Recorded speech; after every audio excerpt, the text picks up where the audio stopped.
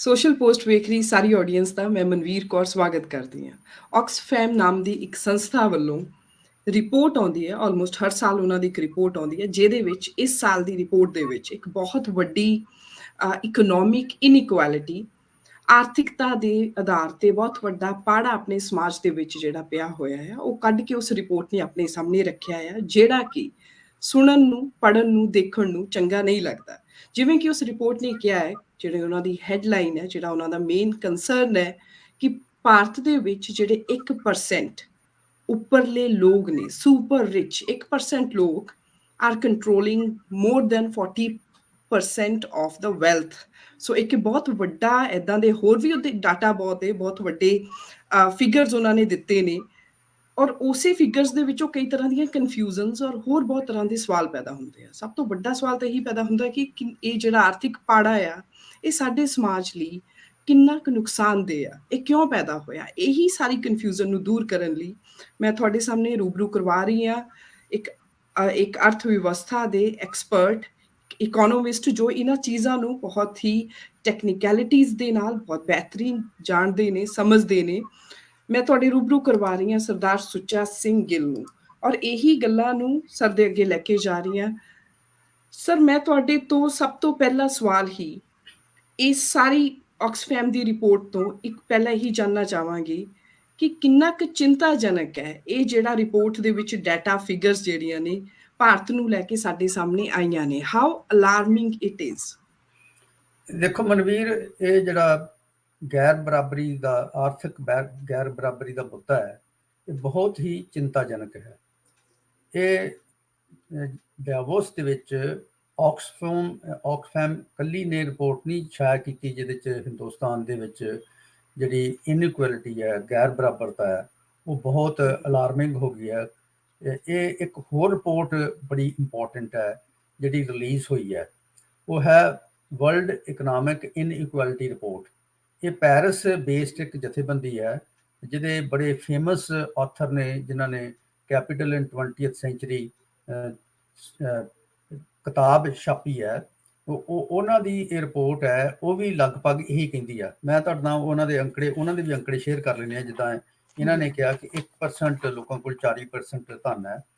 ਉਹਨਾਂ ਦੇ ਮੁਤਾਬਕ ਇੰਡੀਆ ਦੇ ਵਿੱਚ ਜਿਹੜੇ ਟਾਪ 10% ਲੋਕ ਨੇ, ਉੱਪਰਲੀ ਬ੍ਰੈਕਟ ਦੇ 10% ਲੋਕ ਨੇ, ਉਹਨਾਂ ਦੇ ਕੋਲ 57% ਤੋਂ ਜ਼ਿਆਦਾ ਆਮਦਨ ਹੈ। 10% ਜਿਹੜੇ ਉੱਪਰਲੇ ਨੇ, ਜਿਹੜੇ ਬਾਟਮ ਤੇ ਨੇ, ਥੱਲੇ ਸਭ ਤੋਂ, ਉਹਨਾਂ ਦੇ ਕੋਲ 13% ਆਮਦਨ ਹੈ।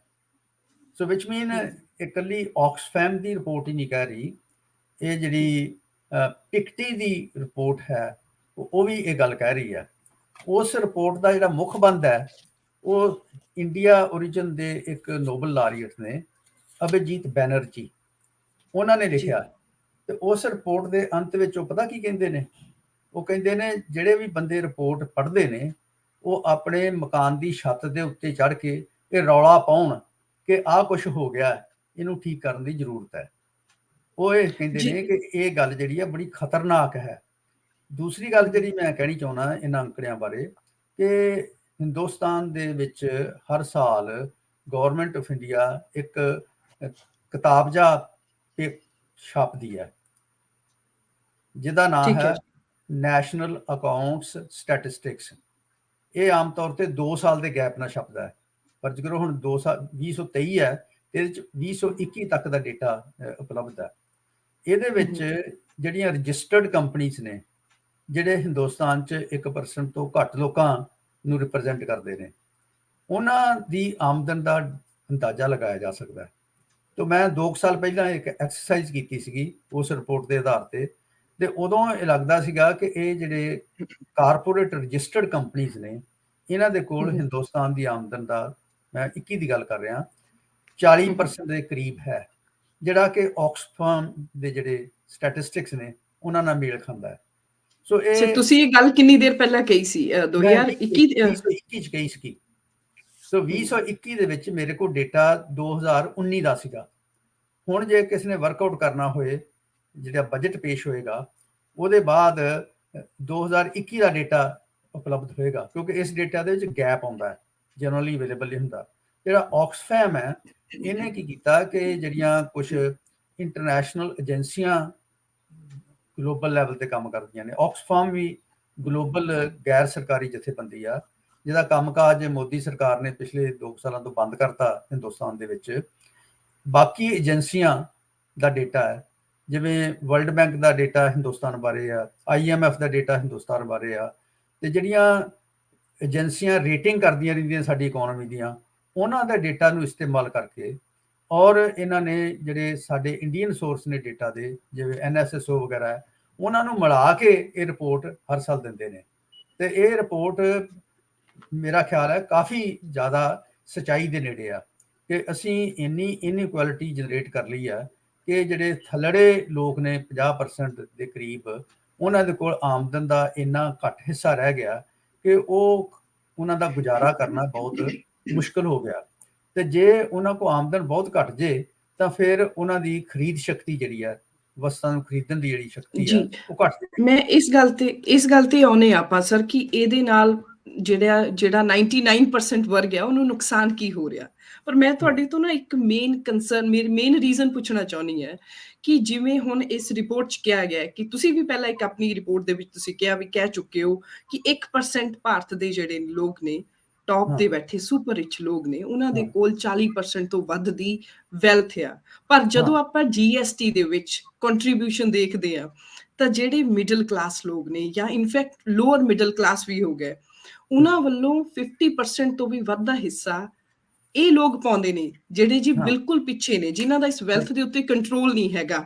ਮੈਂ ਤੁਹਾਡੇ ਤੋਂ ਇਹ ਪੁੱਛਣਾ ਚਾਹਨੀ ਹਾਂ ਕਿ ਐਡਾ ਵੱਡਾ ਪਾੜਾ ਕਿ ਜਿਹੜਾ ਟੈਕਸ ਨੇ, ਜਿਹੜੀ ਟੈਕਸ ਦਾ ਰੈਵਨਿਊ ਜਨਰੇਟ ਹੋਣਾ ਉਹ ਆਮ ਲੋਕਾਂ ਤੋਂ ਹੁੰਦਾ, ਤੇ ਜਿਹੜਾ ਟੌਪ 1% ਹੈ ਜਿਹਦੇ ਕੋਲ 40% ਤੋਂ ਵੱਧ ਦੀ ਇਨਕਮ ਹੈ, ਉਹਦੇ ਵੱਲੋਂ ਸਰਕਾਰ ਨੂੰ ਕੋਈ ਵੀ ਟੈਕਸ, ਕੋਈ ਖਾਸ ਅਮਾਉਂਟ ਜਿਹੜੀ ਹੈ ਕੰਪੈਰੀਟਿਵਲੀ ਨਹੀਂ ਜਾ ਰਹੀ। ਇਹ ਵਾਲੀ ਇਸ ਪ੍ਰੋਬਲਮ ਦੇ ਲਈ ਜ਼ਿੰਮੇਵਾਰ ਕੌਣ ਹੈ? ਇਹ ਕੀਤਾ ਕਿੰਨੇ ਆ? ਕੀ ਸਾਡੀਆਂ ਟੈਕਸ ਪਾਲਿਸੀਜ਼ ਮਾੜੀਆਂ ਨੇ ਜਾਂ ਕੀ ਹੋਇਆ, ਕੀ ਵਾਪਰਿਆ? ਪਹਿਲਾਂ ਤਾਂ ਆਪਾਂ ਇਹ ਗੱਲ ਕਰ ਲਈਏ ਕਿ ਜਿਹੜਾ ਕਾਰਪੋਰੇਟ ਸੈਕਟਰ ਹੈ ਉਹ ਕਿੰਨਾ ਟੈਕਸ ਦਿੰਦਾ ਹੈ। GST ਦੇ ਵਿੱਚ ਜਿਹੜਾ ਟੈਕਸ ਲੱਗਦਾ, ਜਿੰਨਾ ਅਸੀਂ ਮਾਲ ਖਰੀਦਦੇ ਹਾਂ ਖਪਤ ਵਾਸਤੇ, ਘਰ ਖਰਚਣ ਵਾਸਤੇ, ਘਰ ਬਾਹਰ ਚਲਾਉਣ ਵਾਸਤੇ, ਉਹਦੇ ਤੇ ਟੈਕਸ ਲੱਗਦਾ ਹੈ। ਤੇ ਇਹ ਜਿਹੜੇ 1% ਲੋਕ ਨੇ, ਇਹਨਾਂ ਦਾ ਲੋਕਾਂ ਨਾਲੋਂ ਸਟੈਂਡਰਡ ਆਫ ਲਿਵਿੰਗ ਜ਼ਿਆਦਾ ਹੋਣ ਕਰਕੇ ਇਹ 3% GST ਦਾ ਹਿੱਸਾ ਦਿੰਦੇ ਨੇ। ਬਾਕੀ ਦਾ ਜਿਹੜਾ ਟੈਕਸ ਦਾ ਰੈਵਨਿਊ ਹੈ ਉਹ ਲੋਅਰ ਕਲਾਸ ਤੇ ਮਿਡਲ ਕਲਾਸ ਤੋਂ ਆਉਂਦਾ ਹੈ। ਤੇ ਜਿਵੇਂ ਮੈਂ ਇਹ ਪਹਿਲਾਂ ਵੀ ਜ਼ਿਕਰ ਕੀਤਾ ਹੈ ਕਿ 60% ਆਮਦਨ ਜਿਹੜੀ ਹੈ ਉਹ ਲੋਅਰ ਤਬਕੇ ਤੇ ਮਿਡਲ ਕਲਾਸ ਕੋਲ ਹੈ। ਲੋਅਰ ਤਬਕੇ ਕੋਲ 13% ਹੈ, 50% ਕੋਲ, ਤੇ ਬਾਕੀ ਜਿਹੜਾ ਹਿੱਸਾ ਆਮਦਨ ਦਾ ਮਿਡਲ ਕਲਾਸ 'ਚ ਹੈ। ਮਿਡਲ ਕਲਾਸ ਦੇ ਵਿੱਚ 2 ਲੇਅਰ ਨੇ, ਇੱਕ ਬਹੁਤ ਉੱਪਰ ਹੈ ਜਿਹੜਾ ਕਾਰਪੋਰੇਟ ਸੈਕਟਰਾਂ ਦੇ ਕੰਮ ਕਰਦੇ ਨੇ, ਵੱਡੀਆਂ ਤਨਖਾਹਾਂ, ਮੋਟੀਆਂ ਤਨਖਾਹਾਂ ਨੇ। ਇੱਕ ਉਹ ਤਬਕਾ ਜਿਹੜਾ ਨੀਚੇ ਹੈ, ਲੋਅਰ ਮਿਡਲ ਕਲਾਸ ਜਿਹਨੂੰ ਕਹਿੰਦੇ, ਜਾਂ ਮਿਡਲ ਕਲਾਸ ਵੀ ਕਹਿ ਸਕਦੇ ਆ ਉਹਨਾਂ ਨੂੰ। ਤਾਂ ਇਹ GST ਦੇ ਵਿੱਚ ਇਹ ਕੰਟਰੀਬਿਊਟ ਕਰਦੇ ਨੇ। ਜਿਹੜਾ ਕਾਰਪੋਰੇਟ ਸੈਕਟਰ ਹੈ ਉਹ GST ਦੇ ਨਾਲ ਕਾਰਪੋਰੇਟ ਇਨਕਮ ਟੈਕਸ ਵੀ ਪੇ ਕਰਦਾ ਹੈ। ਜਿਹੜਾ ਕਾਰਪੋਰੇਟ ਸੈਕਟਰ ਨੂੰ ਮੁਨਾਫਾ ਹੁੰਦਾ ਹੈ ਉਹਦੇ ਉੱਤੇ ਟੈਕਸ ਦਿੰਦਾ ਹੈ। ਇਹਦਾ ਰੇਟ 2019 ਤੋਂ ਪਹਿਲਾਂ ਕੋਈ 38% ਹੁੰਦਾ ਸੀਗਾ, ਕਿ ਜਿੰਨਾ ਉਹਨਾਂ ਨੂੰ ਮੁਨਾਫਾ ਹੁੰਦਾ ਹੈ ਉਹ 38% ਟੈਕਸ ਦੇ ਫਾਰਮ ਵਿੱਚ ਗਵਰਨਮੈਂਟ ਕੋਲ ਚਲਾ ਜਾਂਦਾ ਸੀਗਾ, ਕਾਰਪੋਰੇਟ ਇਨਕਮ ਟੈਕਸ ਕਹਿੰਦੇ ਹਨ। ਲੇਕਿਨ 2019 ਦੇ ਵਿੱਚ ਮੋਦੀ ਸਰਕਾਰ ਨੇ ਇਹ ਘਟਾ ਕੇ 23% ਘਟਾਤਾ। ਸੋ ਉਹਨਾਂ ਦੀ ਜਿਹੜੀ ਕੰਟਰੀਬਿਊਸ਼ਨ ਇਨਕਮ ਟੈਕਸ ਨੂੰ ਹੈ ਉਹ ਘੱਟ ਹੈ। ਤੁਸੀਂ ਐਜ਼ ਏ ਮਿਡਲ ਕਲਾਸ, ਜਾਂ ਮੈਂ ਐਜ਼ ਏ ਮਿਡਲ ਕਲਾਸ, ਜੇ ਮੇਰੀ ਆਮਦਨ 10 ਲੱਖ ਤੋਂ ਵੱਧ ਜਾਂਦੀ ਹੈ ਤਾਂ ਮੈਂ 33% ਇਨਕਮ ਟੈਕਸ ਪੇ ਕਰਦਾ। ਕੋਈ 30% ਦੇ ਕਰੀਬ ਟੈਕਸ ਦਾ ਰੇਟ ਹੈ ਤੇ 3% ਸਰਚਾਰਜਸ ਨੇ ਉੱਤੇ, ਸੋ 33% ਮੈਂ ਦਿੰਦਾ। ਤੇ ਜਿਹੜਾ ਕਾਰਪੋਰੇਟ ਸੈਕਟਰ ਹੈ 23 ਜਮਾ 2.3, ਉਹ 25% ਇਨਕਮ ਟੈਕਸ ਪੇ ਕਰਦਾ ਹੈਗਾ। ਸੋ ਕਾਰਪੋਰੇਟ ਸੈਕਟਰ ਦਾ ਟੈਕਸ ਰੇਟ ਵੀ ਸਰਕਾਰ ਨੇ ਘਟਾਇਆ ਹੋਇਆ ਹੈਗਾ।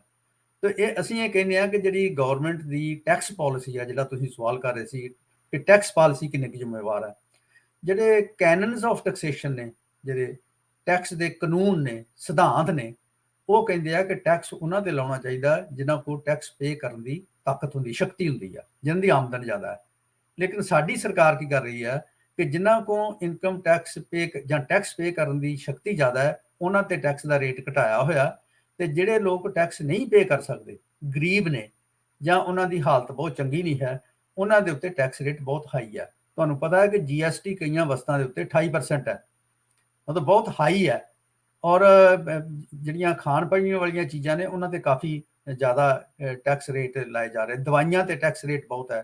ਸੋ ਇਹ ਇਸ ਕਰਕੇ ਜਿਹੜਾ ਆਮ ਆਦਮੀ ਆ ਉਹਦੇ ਕੋਲੋਂ ਟੈਕਸ ਰਾਹੀਂ ਪੈਸਾ ਇਕੱਠਾ ਹੁੰਦਾ ਹੈ, ਤੇ ਜਿਹੜੇ ਕਾਰਪੋਰੇਟ ਸੈਕਟਰ ਹੈ ਉਹ ਟੈਕਸ ਰੇਟ ਘੱਟ ਦਿੰਦਾ ਹੈ, ਤੇ ਉਹਨਾਂ ਨੂੰ ਬੈਂਕਾਂ ਰਾਹੀਂ ਸਹੂਲਤਾਂ, ਤੇ ਉਹਨਾਂ ਨੂੰ ਇੱਕ ਹੋਰ ਟਰਮ ਸਾਡੇ ਬਜਟ 'ਚ ਯੂਜ਼ ਹੁੰਦੀ ਹੈ ਰੈਵਨਿਊ ਫੋਰਗਾਨ, ਜਿਨ੍ਹਾਂ ਨੂੰ ਇਨਸੈਂਟਿਵ ਕਿਹਾ ਜਾਂਦਾ ਹੈ। ਜਿਵੇਂ ਗਰੀਬ ਬੰਦੇ ਨੂੰ ਕੋਈ ਮਦਦ ਕੀਤੀ ਹੈ ਉਹਨੂੰ ਸਬਸਿਡੀ ਕਹਿੰਦੇ ਨੇ, ਤੇ ਜਿਹੜਾ ਅਮੀਰ ਬੰਦੇ ਨੂੰ ਰਿਆਇਤ ਦਿੱਤੀ ਜਾਂਦੀ ਹੈ ਉਹਨੂੰ ਇਨਸੈਂਟਿਵ ਕਹਿੰਦੇ ਨੇ।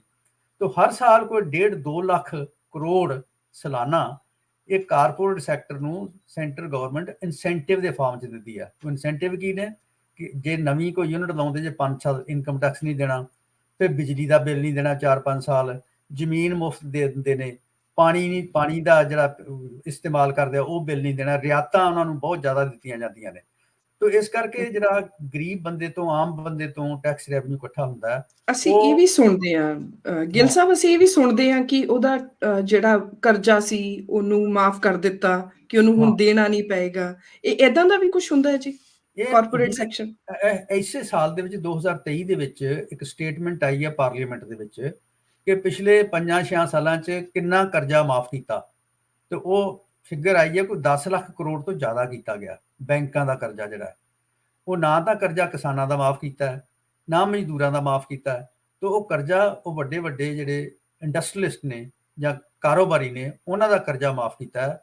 ਹੁੰਦਾ ਇਹ ਆ ਉਹ ਕਰਜ਼ਾ ਬੈਂਕ ਤੋਂ ਲੈ ਲੈਂਦੇ ਨੇ, ਜਿਹਦੇ 'ਚ ਬੈਂਕਾਂ ਦੇ ਵਿੱਚ ਆਮ ਬੰਦੇ ਦੇ ਪੈਸੇ ਜਮ੍ਹਾਂ ਨੇ, ਜਿਹੜੀ ਸੇਵਿੰਗ ਜਿਹਨੂੰ ਅਸੀਂ ਕਹਿੰਦੇ ਆ, ਤੁਹਾਡੇ ਕੋਲ ਥੋੜੇ ਪੈਸੇ ਨੇ ਜਾਂ ਮੇਰੇ ਕੋਲ ਥੋੜੇ ਪੈਸੇ, ਅਸੀਂ ਬੈਂਕ 'ਚ ਜਮ੍ਹਾਂ ਕਰਾ ਦਿੰਦੇ ਆ ਕਿ ਔਖੇ ਵੇਲੇ ਕੰਮ ਆਉਣਗੇ। ਤੇ ਬੈਂਕ ਜਿਹੜਾ ਇਹਨਾਂ ਕਾਰੋਬਾਰੀਆਂ ਨੂੰ ਉਧਾਰ ਦੇ ਦਿੰਦਾ ਹੈ। ਤੇ ਉਹ ਫਿਰ ਕਰਦੇ ਕਈ ਨੇ ਕਿ ਇੱਕ ਯੂਨਿਟ 'ਚੋਂ ਪੈਸਾ ਕੱਢ ਕੇ ਦੂਜੇ ਥਾਂ ਨਵਾਂ ਯੂਨਿਟ ਲਗਾ ਲੈਂਦੇ ਨੇ, ਤੇ ਪੁਰਾਣੇ ਯੂਨਿਟ ਬਾਰੇ ਕਹਿੰਦੇ ਕਿ ਅਸੀਂ ਕਰਜ਼ਾ ਦੇ ਨਹੀਂ ਸਕਦੇ। ਫਿਰ ਗੌਰਮੈਂਟ ਦਾ ਉਸ ਬੈਂਕਾਂ ਨਾਲ ਸਮਝੌਤਾ ਕਰਦੇ ਆ ਕਿ ਅਸੀਂ 25% ਹੀ ਕਰਜ਼ੇ ਦਾ ਦੇ ਸਕਦੇ ਹਾਂ, ਬਾਕੀ ਸਾਡਾ ਮਾਫ ਕਰ ਦਿਓ। ਤੇ ਉਹ ਮਾਫ ਕਰਤਾ ਜਾਂਦਾ।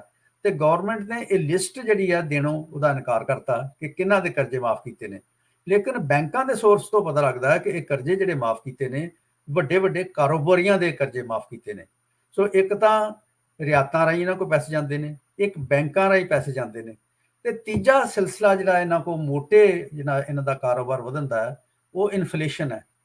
ਜਦੋਂ ਕੀਮਤਾਂ ਵੱਧਦੀਆਂ ਨੇ ਤਾਂ ਇਹ ਜਿਹੜੇ ਮਾਲ ਵੇਚਣ ਵਾਲੇ ਖਾਸ ਕਰਕੇ ਕਾਰੋਬਾਰੀ ਨੇ, ਇਹ ਕੀਮਤਾਂ ਆਪਣੀਆਂ ਚੀਜ਼ਾਂ ਦੀਆਂ ਤਾਂ ਬਹੁਤ ਵਧਾ ਦਿੰਦੀਆਂ ਨੇ, ਪਰ ਜਿਹੜੇ ਇਹਨਾਂ 'ਚ ਕੰਮ ਕਰਨ ਵਾਲੇ ਬੰਦੇ ਨੇ, ਨੌਕਰੀਆਂ ਕਰਦੇ ਨੇ, ਜਾਂ ਇਹ ਜਿੱਥੋਂ ਰਾਮ ਮਟੀਰੀਅਲ ਖਰੀਦਦੇ ਉਹਨਾਂ ਨੂੰ ਉਸ ਭਾਅ ਇਨਫਲੇਸ਼ਨ ਦੇ ਰੇਟ ਤੇ ਨਾ ਤਾਂ ਭਾਅ ਵੱਧ ਦਿੰਦੇ ਨੇ, ਨਾ ਤਨਖਾਹਾਂ ਵਧਾਉਂਦੇ ਨੇ। ਤੋ ਇਸ ਕਰਕੇ ਇਹਨਾਂ ਦੇ ਮੁਨਾਫੇ ਵੱਧ ਜਾਂਦੇ ਨੇ। ਤੁਸੀਂ ਦੇਖਿਆ ਹੋਣਾ ਕਿ ਕੋਵਿਡ ਪੀਰੀਅਡ ਦੇ ਵਿੱਚ ਵੀ ਇਹ ਸਾਰੀਆਂ ਕੰਪਨੀਆਂ ਜਿਹੜੀਆਂ ਇਹਨਾਂ ਦੇ ਪ੍ਰੋਫਿਟ ਵੱਧ ਗਏ ਸੀ, ਕਿਉਂਕਿ ਗਵਰਨਮੈਂਟ ਕੋਲ ਬੇਲ ਆਊਟ ਲੈ ਗਏ ਸੀਗੇ। ਲੋਕ ਤਾਂ ਭੁੱਖੇ ਮਰ ਗਏ, ਕਈ ਰੇਲਾਂ ਦੇ ਥੱਲੇ ਆ ਗਏ ਪੈਦਲ ਜਾਂਦੇ ਜਾਂਦੇ, ਲੇਕਿਨ ਇਹਨਾਂ ਦੇ ਪ੍ਰੋਫਿਟ ਜਿਹੜੇ ਨੇ ਵੱਧ ਗਏ ਨੇ। ਸੋ ਇਹ ਜਿਹੜੀ ਲੁੱਟਮਾਰ ਹੈ ਜਾਂ ਟਰਾਂਸਫਰ ਆਫ ਰਿਸੋਰਸਿਸ ਹੋ ਰਿਹਾ ਹੈ, ਟੈਕਸ ਰਾਹੀਂ ਹੋ ਰਿਹਾ, GST ਰਾਹੀਂ ਹੋ ਰਿਹਾ, ਇਨਸੈਂਟਿਵਸ ਰਾਹੀਂ ਹੋ ਰਿਹਾ, ਬੈਂਕਾਂ ਦੇ ਜਿਹੜੇ ਕਰਜ਼ੇ ਨੇ ਲਏ ਉਹ ਨਾ ਮੋੜ ਕੇ, ਤੇ ਬੈਂਕਾਂ ਦਾ ਜਿਹੜੀ ਭਰਪਾਈ ਆ ਉਹ ਆਮ ਬੰਦੇ ਦੇ ਟੈਕਸ ਤੋਂ ਹੋ ਰਹੀ ਆ। ਤੇ ਤੀਜਾ ਜਿਹੜੀਆਂ ਵਸਤਾਂ ਇਹ ਬਣਾਉਂਦੇ ਨੇ ਉਹਨਾਂ ਦੀ ਕੀਮਤਾਂ ਬਹੁਤ ਤੇਜ਼ੀ ਨਾਲ ਵਧਾਉਂਦੇ ਨੇ। ਇਹਨੂੰ ਅਸੀਂ ਅੱਜ ਕੱਲ੍ਹ ਨਵੇਂ ਲਿਟਰੇਚਰ ਨਵੀਂ ਟਰਮ ਕਾਇਮ ਕੀਤੀ ਆ, ਗਰੀਡ ਇਨਫਲੇਸ਼ਨ, ਲਾਲਚ ਵਾਲੀ ਇਨਫਲੇਸ਼ਨ। ਕਿ ਅੱਗੇ ਹੁੰਦਾ ਸੀਗਾ ਕਿ 5-10% ਜੇ ਮੁਨਾਫਾ ਕੰਪਨੀ ਨੂੰ ਹੋ ਜਾਏ ਤਾਂ ਬੜੀ ਚੰਗੀ ਗੱਲ ਮੰਨੀ ਜਾਂਦੀ ਸੀ, ਤੇ ਹੁਣ ਇਹ ਕਹਿੰਦੇ ਨੇ ਕਿ ਸਾਡਾ ਮੁਨਾਫਾ 25-30% ਵੀ ਸਾਨੂੰ ਘੱਟ ਲੱਗਦਾ ਹੈ। ਇਹਨੂੰ ਮਾਰਕਅਪ ਕਹਿੰਦੇ ਨੇ, ਇਹਨਾਂ ਨੇ ਮਾਰਕਅਪ ਵਧਾ ਲਏ ਨੇ। ਤੇ ਇਸ ਕਰਕੇ ਇਹ ਜਿਹੜਾ ਸਿਲਸਿਲਾ ਹੈ ਆਪਰੇਟ ਕਰ ਰਿਹਾ ਕਿ ਸਾਡੇ 2 ਸਾਲ ਪਹਿਲਾਂ ਕੋਈ 90-95 ਅਰਬਪਤੀ ਸੀਗੇ, ਤੇ ਹੁਣ 122। ਮੈਂ ਇਹੀ ਗੱਲ ਪੁੱਛਣਾ ਚਾਹ ਰਹੀ ਸੀ, ਮੈਂ ਤੁਹਾਡੇ ਵੱਲ ਲਿਟਰਲੀ ਇਹੀ ਗੱਲ ਲੈ ਕੇ ਆਉਣਾ ਚਾਹੁੰਦੀ ਸੀ ਕਿ ਅਸੀਂ ਦੇਖਿਆ ਹੈ ਕਿ ਉਧਰੋਂ ਕੋਵਿਡ ਦਾ ਲੋਕਡਾਊਨ ਸੀਗਾ, ਕੋਵਿਡ ਕਰਕੇ ਸਭ ਕੁਝ ਪ੍ਰਭਾਵਿਤ ਹੋਇਆ ਸੀ, ਔਰ ਉਧਰੋਂ ਇੰਡੀਆ ਦੇ ਵਿੱਚੋਂ ਬਿਲੀਅਨੀਅਰਸ ਬਣ ਰਹੇ ਸੀ, ਜਿਹੜੇ ਵਰਲਡ ਲੈਵਲ ਦੇ ਉੱਤੇ ਵੱਡੇ ਗ੍ਰਾਫ ਉਹਨਾਂ ਦੇ ਅਪ ਹੋ ਰਹੇ ਸੀ। ਇਹੀ ਆਕਸਫੇਮ ਦੇ ਨਾਲ ਜੁੜੀਆਂ ਹੋਈਆਂ ਸੰਸਥਾਵਾਂ ਨੇ ਉਹਨਾਂ ਨੂੰ ਰੈਕੋਗਨਾਈਜ਼ ਕੀਤਾ ਕਿ ਉਹ ਦੁਨੀਆ ਚੋਂ 5ਵੇਂ ਨੰਬਰ ਦਾ ਰਿਚ ਆਦਮੀ ਬਣ ਚੁੱਕਾ ਹੈ। ਜਿਵੇਂ ਹੁਣ ਅਡਾਨੀ ਨੇ, ਅਡਾਨੀ ਗਰੁੱਪ ਦੀ ਇਨਕਮ ਜਿਹੜੀ ਹੈ ਉਹ ਕਰੋਨਾ ਵਾਇਰਸ ਦੇ ਲੋਕਡਾਊਨ ਔਰ ਪੂਰੇ ਉਸ ਜਦੋਂ ਦੁਨੀਆ ਘਰਾਂ 'ਚ ਬੰਦ ਸੀ, ਉਹਨਾਂ ਦਾ ਕਾਰੋਬਾਰ ਜਿਹੜਾ ਬਹੁਤ ਪ੍ਰਫੁੱਲਿਤ ਹੁੰਦਾ ਹੈ। ਇਹਦੇ ਪਿਛਲਾ ਕਾਰਨ ਕੀ ਹੈ ਜੀ? ਇੰਨੇ ਬਿਲੀਅਨੀਅਰਸ ਇੰਡੀਆ ਦੇ ਵਿੱਚੋਂ ਨਿਕਲਣੇ, ਕੀ ਇਹ ਇੰਡੀਆ ਲਈ ਖੁਸ਼ਖਬਰੀ ਹੈ? ਪਰ ਇਹਦੇ ਨਾਲ ਇੰਡੀਅਨਸ ਦਾ ਰਿਚ ਨਹੀਂ ਹੋ ਰਿਹਾ, ਇਹਦੇ ਨਾਲ ਇੰਡੀਆ ਰਿਚ ਨਹੀਂ ਹੋ ਰਿਹਾ। ਰਿਚ ਸਿਰਫ 1, 2 ਜਾਂ 4 ਜਾਂ 5, ਜਾਂ ਤੁਸੀਂ ਕਹਿ ਰਹੇ ਹੋ 122, ਇਹ ਬਿਲੀਅਨੇਅਰਸ ਹੀ ਹੋ ਰਹੇ ਨੇ। ਇਹਦਾ ਕਾਰਨ ਕੀ ਹੈ? ਪਹਿਲਾਂ ਨਹੀਂ ਸੀ ਏਦਾਂ ਦੇ ਕੋਈ ਬਿਲੀਅਨੇਅਰ ਹੁੰਦੇ, ਸਿਰਫ ਇੱਕ ਟਾਟਾ ਗਰੁੱਪ ਦਾ ਨਾਮ ਸੁਣਿਆ ਸੀ, ਪਰ ਉਹਨਾਂ ਦੀ ਫਿਲੈਂਥਰੋਪੀ ਵੀ ਨਾਲ ਚੱਲਦੀ ਸੀ। ਦੇਖੋ ਮਨਵੀਰ, ਇਹ ਥੋੜਾ ਜਿਹਾ ਸਾਨੂੰ ਇਕਨੋਮਿਕ ਹਿਸਟਰੀ ਵੱਲ, ਹਿੰਦੁਸਤਾਨ ਦੀ ਵੱਲ ਜਾਣਾ ਪਏਗਾ। ਵੈਸੇ ਗਲੋਬਲ ਸਿਲਸਿਲੇ ਨਾਲ ਵੀ ਜੁੜਿਆ ਹੈਗਾ। 1980 ਤੋਂ ਪਹਿਲਾਂ ਜਿਹੜਾ ਇਨਕਮ ਟੈਕਸ ਦਾ ਰੇਟ ਹੈ ਉਹ 50% ਤੋਂ ਜ਼ਿਆਦਾ ਹੁੰਦਾ ਸੀਗਾ ਕਰੋੜਪਤੀਆਂ ਦੇ ਉੱਤੇ, ਜਿਹੜਾ ਕਿ ਘਟਾ ਕੇ 80ਵੀਆਂ ਦੇ ਵਿੱਚ, 90ਵੀਆਂ ਵਿੱਚ ਘਟਾ ਕੇ ਅਸੀਂ 38% ਤੇ ਲਾਏ। ਤੇ ਹੁਣ ਮੈਂ ਜਿਵੇਂ ਜ਼ਿਕਰ ਕੀਤਾ ਕਿ 23% ਤੇ ਕਰਤਾ। ਸੋ ਇਹਨਾਂ ਨੂੰ ਲਗਾਤਾਰ ਰਿਆਇਤਾਂ ਦੇਣ ਵਾਲਾ ਕੰਮ ਜਿਹੜਾ ਹੈਗਾ ਉਹ ਖਾਸ ਕਰਕੇ ਮਿਡ 80s ਤੋਂ ਸ਼ੁਰੂ ਕਰਕੇ 90s ਵਿੱਚ ਤੇ ਹੁਣ 2000 ਜਿਹੜੀ 21ਵੀਂ ਸਦੀ ਦੇ ਵਿੱਚ ਬਹੁਤ ਜ਼ਿਆਦਾ ਰਿਆਇਤਾਂ ਦੇਣ ਵਾਲਾ ਕੰਮ ਕੀਤਾ ਹੈਗਾ।